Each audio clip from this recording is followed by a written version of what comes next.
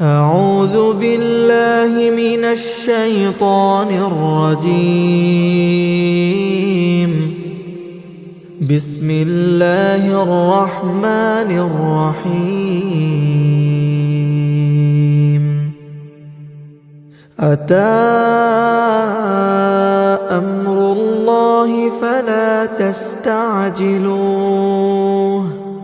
سبحانه وتعالى عما يشركون. ينزل الملائكة بالروح من أمره على من يشاء من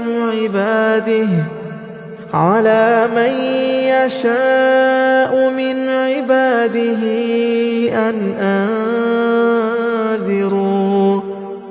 أن أنذروا أنه لا إله إلا أنا فاتقون.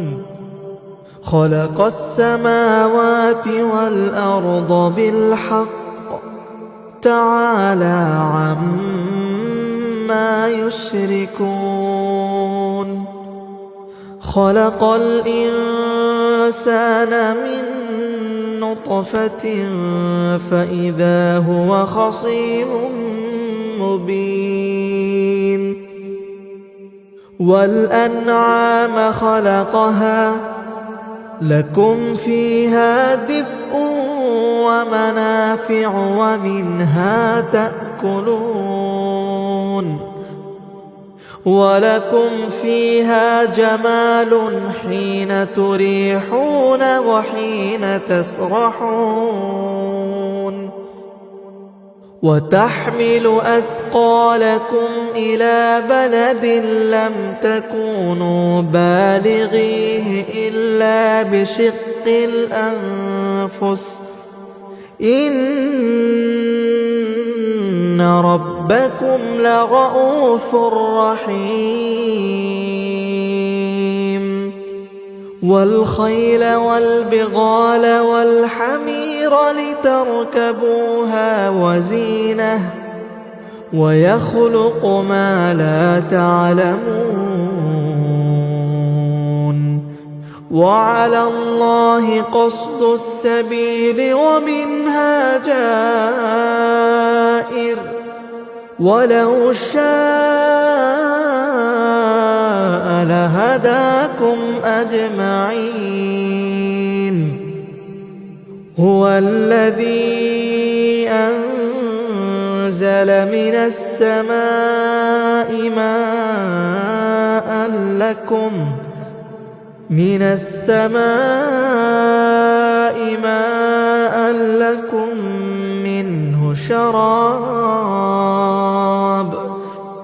منه شراب ومنه شجر فيه تسيمون. ينبت لكم به الزرع والزيتون والنخيل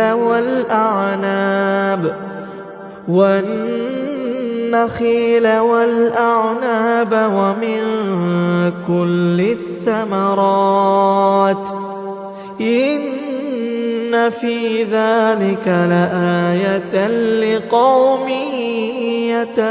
يتفكرون. وسخر لكم الليل والنهار والشمس والقمر والنجوم مسخرات بأمره إن في ذلك لآيات لقوم يعقلون. وما ذرأ لكم في الأرض مختلفا ألوانه إن في ذلك لآية لقوم يذكرون. وهو الذي سخر البحر لتأكلوا منه لحما طريا لحما طريا وتستخرجوا منه حلية تلبسونها وترى الفلك مواخر فيه ولتبتغوا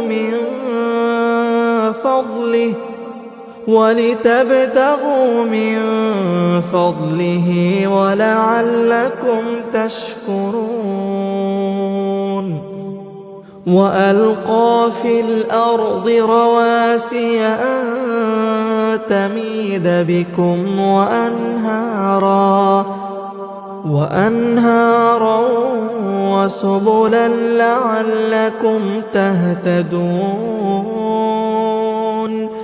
وعلامات وبالنجم هم يهتدون أفمن يخلق كمن لا يخلق أفلا تذكرون وإن تعدوا نعمة الله لا تحصوها إن الله لغفور رحيم والله يعلم ما تسرون وما تعلنون والذين يدعون من دون الله لا يخلقون شيئا وهم يخلقون أموات غير أحياء وما يشعرون أيان يبعثون إلهكم إله واحد فالذين لا يؤمنون بالآخرة قلوبهم منكرة وهم مستكبرون لا جرم أن الله يعلم ما يسرون وما يعلنون إنه لا يحب المستكبرين وإذا قيل لهم ماذا أنزل ربكم قالوا أساطير الأولين ليحملوا أوزارهم كاملة يوم القيامة ومن أوزار الذين يضلونهم بغير علم ألا ساء ما يزرون قد مكر الذين من قبلهم فأتى الله بنيانهم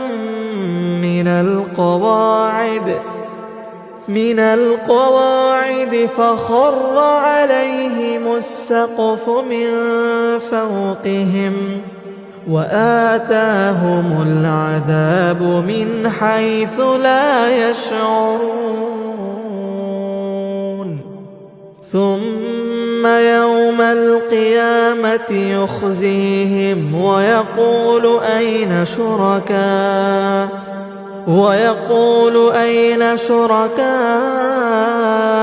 الذين كنتم تشاقون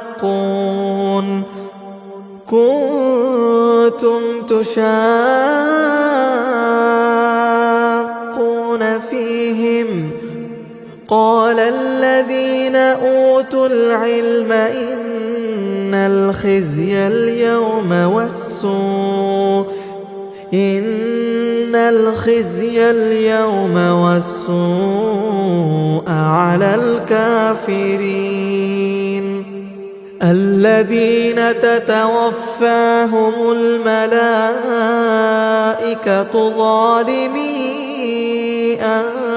أنفسهم فألقوا السلم ما كنا نعمل من سوء بلى إن الله عليم بما كنتم تعملون فادخلوا أبواب جهنم خالدين فيها فلبئس مثوى المتكبرين وقيل للذين اتقوا ماذا أنزل ربكم قالوا خيرا للذين أحسنوا في هذه الدنيا حسنة ولدار الآخرة خير ولنعم دار المتقين جنات عدن يدخلونها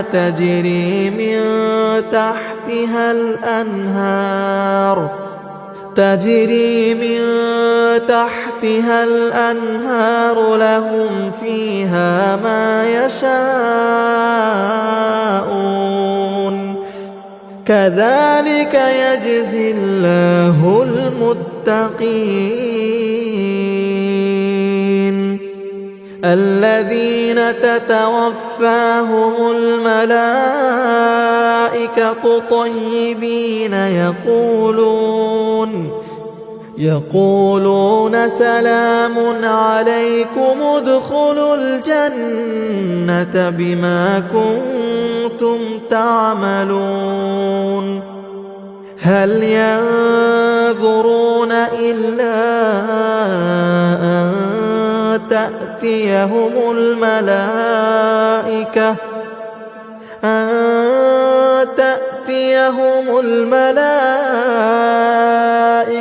أو يأتي أمر ربك كذلك فعل الذين من قبلهم وما ظلمهم الله ولكن كانوا أنفسهم يظلمون فأصابهم سيئات ما عملوا وحاق بهم ما كانوا به يستهزئون وقال الذين أشركوا لو شاء الله ما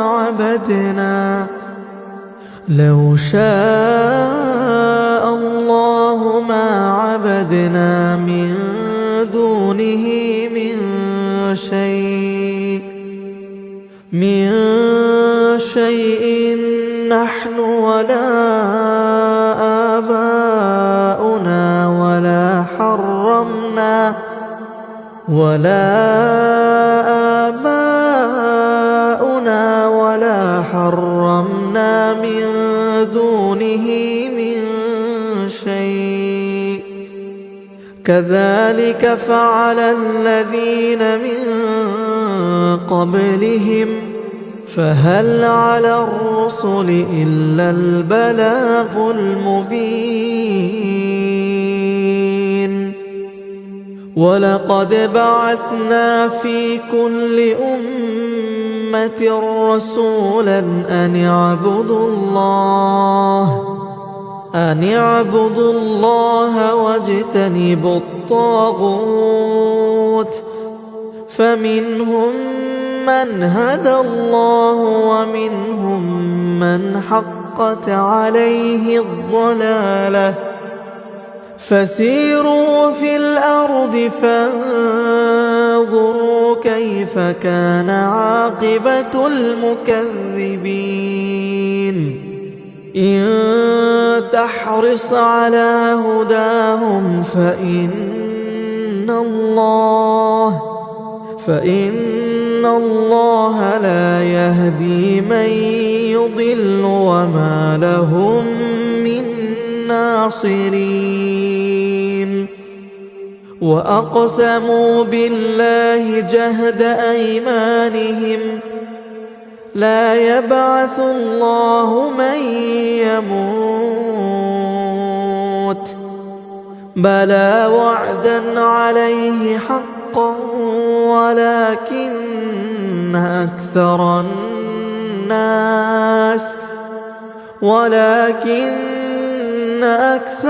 الناس لا يعلمون.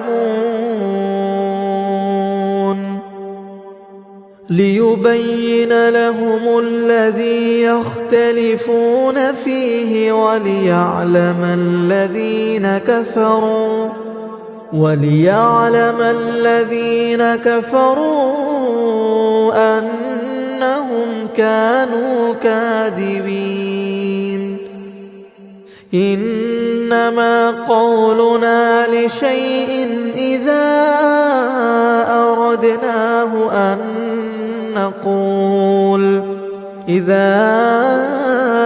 أردناه أن نقول له كن فيكون.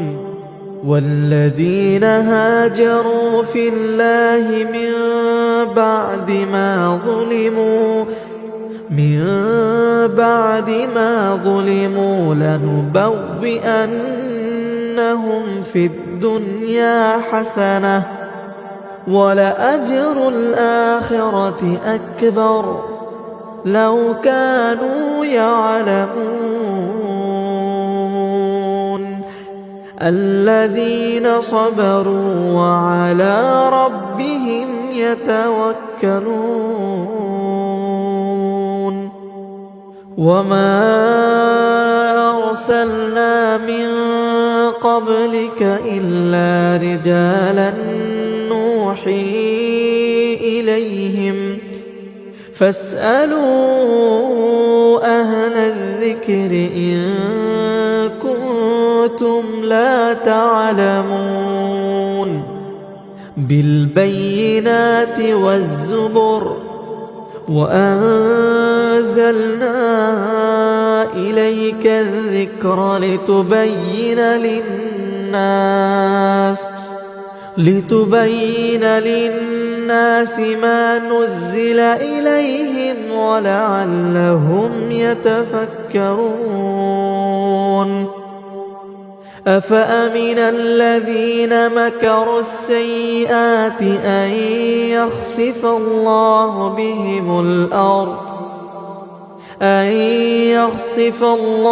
بهم الأرض أو يأتيهم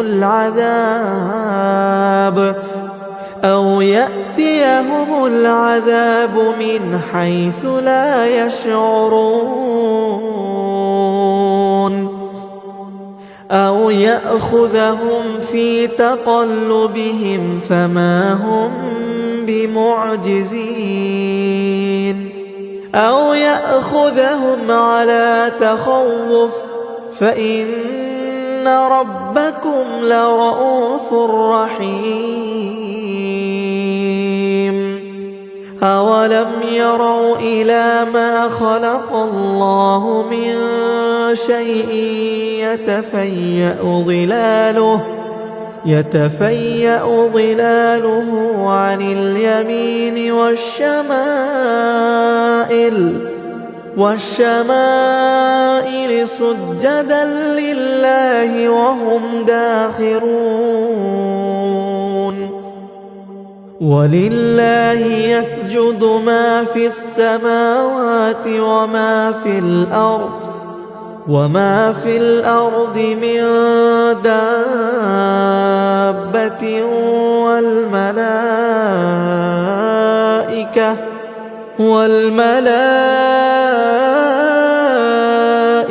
وهم لا يستكبرون. يخافون ربهم من فوقهم ويفعلون ما يؤمرون. وقال الله لا تتخذوا إلهين اثنين إنما هو إله واحد فإياي فارهبون وله ما في السماوات والأرض وله الدين واصبا أفغير الله تتقون وما بكم من نعمة فمن الله ثم إذا مسكم الضر فإليه تجأرون ثم إذا كشف الضر عنكم إذا فريق منكم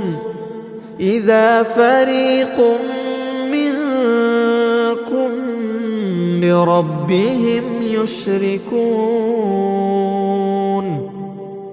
ليكفروا بما آتيناهم فتمتعوا فسوف تعلمون ويجعلون لما لا يعلمون نصيبا مما رزقناهم تالله لتسألن عما كنتم تفترون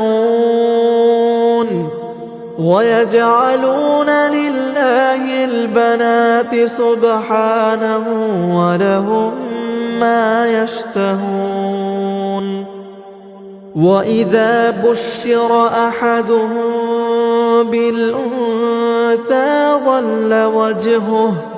ظل وجهه مسودا وهو كظيم يتوارى من القوم من سوء ما بشر به أيمسكه على هون أم يدسه في التراب ألا ساء ما يحكمون للذين لا يؤمنون بالآخرة مثل السوء ولله المثل الأعلى وهو العزيز الحكيم ولو يؤاخذ الله الناس بظلمهم ما ترك عليها من دابة ولكن يؤخرهم إلى أجل مسمى فإذا جاء أجلهم لا يستأخرون ساعة ولا يستقدمون ويجعلون لله ما يكرهون وتصف ألسنتهم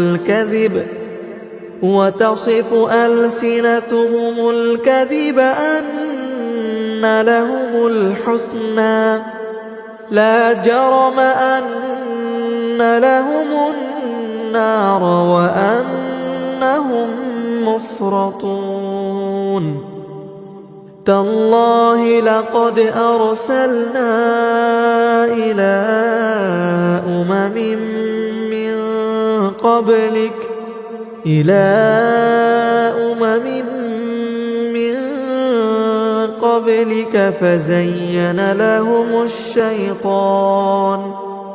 فزين لهم الشيطان أعمالهم فهو وليهم اليوم ولهم عذاب أليم وما أنزلنا عليك الكتاب إلا لتبين لهم الذي اختلفوا فيه وهدى ورحمة لقوم يؤمنون.